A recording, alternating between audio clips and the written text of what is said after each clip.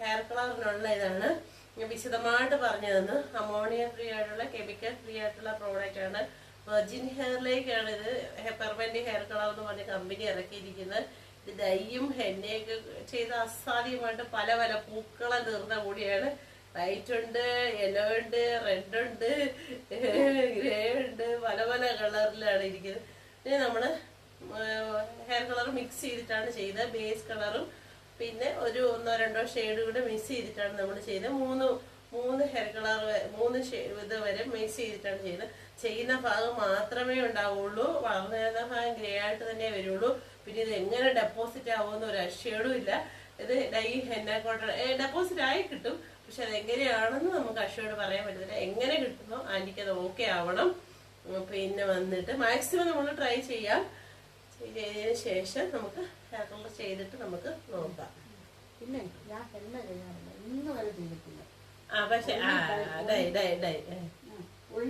പക്ഷെ നമ്മള് henna cotton പോലെയാണ് അല്ലേ, റെഡ് കളറിൽ കിടക്കുന്നത്. മെഡിക്കൽ സ്റ്റോറിൽ നിന്ന് വാങ്ങുന്ന 30 രൂപ എക്സ്പോർട്ട് എന്ന് പറഞ്ഞ സാധനം അതാണ്.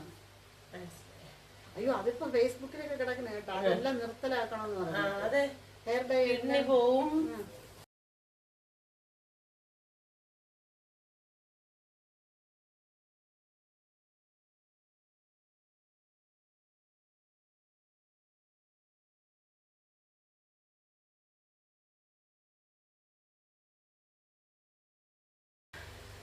ഡൈ ഹെയർ ആയിരുന്നു.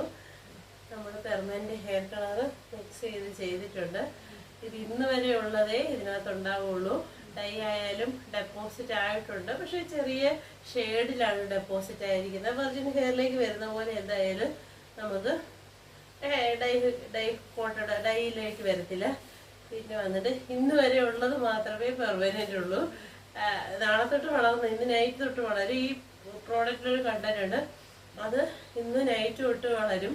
അത് ഗ്രേ ആയിട്ട് തന്നെ വരുള്ളൂ. അതിന് ലോകത്തൊരു സൊല്യൂഷൻ ഇല്ല. അത് റീടച്ച് ചെയ്യാം. പിന്നെ ഹോം ടിപ്സ് ഞാൻ പറഞ്ഞു തരും, അതൊക്കെ ഫോളോ ചെയ്യാം.